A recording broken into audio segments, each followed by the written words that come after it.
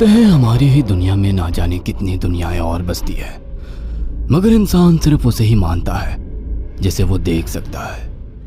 काली अमावस की रात थी। चारों ओर सिवाय हवाएं और शोर के अलावा कुछ भी नहीं था। राजन को आज घर लौटने में देर हो गई थी। रात के सन्नाटे को वो अपनी साइकिल से चीरता हुआ चला जा रहा था। वो गांव की नदी तक पहुंचा ही था कि तभी उसे नदी के पास एक काला साया दिखाई दिया जो नदी के किनारे पानी को घूरे जा रहा था।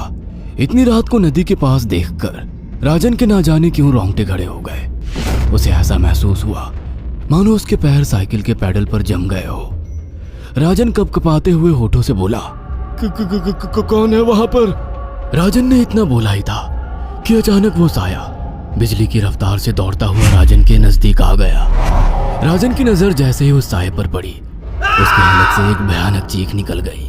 इस घटना के 1 महीने बाद अर्जुन का सारा ध्यान ड्राइविंग पर था। उसकी पत्नी शिखा कार में ड्राइविंग सीट के बगल में बैठी हुई एक मैगजीन पढ़ रही थी। शिखा ने मैगजीन रखकर अर्जुन की ओर देखकर कहा, और कितनी दूर रह गया है तुम्हारा गांव अर्जुन?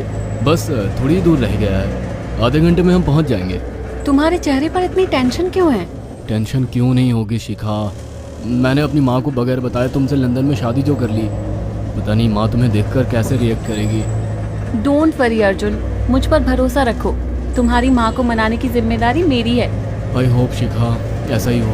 यकीन मानो अगर ऐसा हुआ ना तो मेरे ऊपर से एक बहुत बड़ा बोझ उतर जाएगा। अब मुस्कुरा भी दो यार। अच्छा, तुम बता रहे थे कि गांव में तुम्हारी बहुत बड़ी हवेली बनी हुई है। कुछ बताओ ना अपनी हवेली के बारे में। अरे 15 मिनट में हम वैसे भी पहुंचने वाले हैं, तुम खुद देख लेना। कुछ ही देर में अर्जुन अपने गांव वीरपुर अपनी हवेली में खड़ा हुआ था। अर्जुन की मां अर्चना देवी अर्जुन के स्वागत के लिए हवेली के बाहर खड़ी हुई थी। अर्जुन ने दौड़कर अपनी मां के पैर छुए और डरते हुए बोला, ये शिखा है मां, मेरी पत्नी। हम दोनों ने लंदन में शादी कर ली। अर्जुन की बात सुनकर अर्चना देवी मुस्कुराकर बोली, कोई बात नहीं बेटा, एक ना एक दिन तो तुझे शादी करनी ही थी। इतना बोलकर अर्चना ने अपनी बहू को गले लगा लिया और वो अंदर आने का इशारा करती हुई वहां से चली गई। अर्जुन को अपनी माँ का ये बिहेवियर देखकर बहुत ज्यादा हैरत हुई। उसे उसकी माँ इस बार बहुत बदली हुई सी लगी। अर्जुन पूरे 10 साल बाद लंदन से आया था। अर्जुन उन्हीं ख्यालों में खोया हुआ था कि उसके कानों में उसकी पत्नी शिखा की आवाज टकराई। अब क्या बाहर ही खड़े रहने का इरादा है क्या? अंदर नहीं चलोगे? कौन से ख्यालों में गुम हो गए? मुझे लगा था माँ को मेरी शादी के बारे में जानकर बुरा लगेगा, मगर माँ को तो जैसे कोई फर्क ही नहीं पड़ा। अजीब आदमी हो, ये तो अच्छी बात है। मुझे मेहनत करने की जरूरत ही नहीं पड़ी।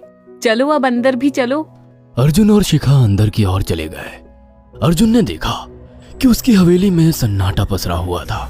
उसे याद था कि उसकी हवेली में बहुत सारे नौकर चाकर हुआ करते थे।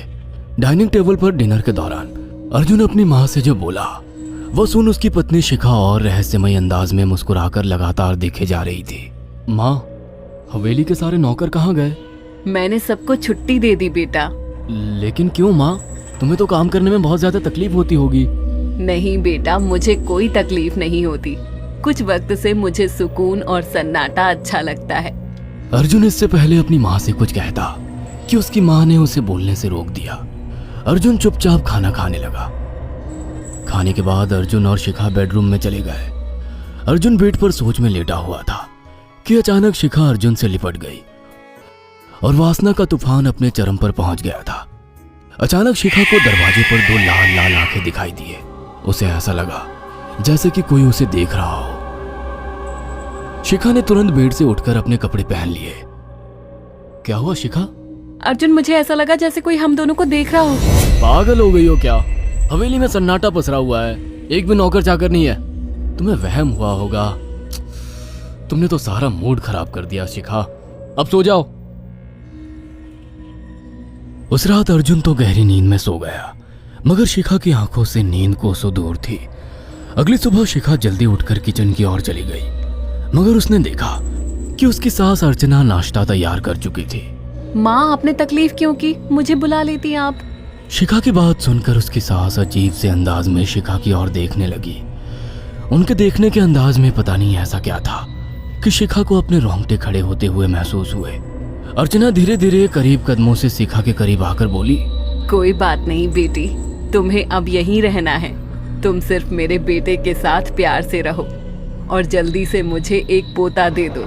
काम की चिंता मत करो, वो सब मैं कर लूंगी। कुछ ही दिनों के बाद अर्चना गर्भवती हो गई।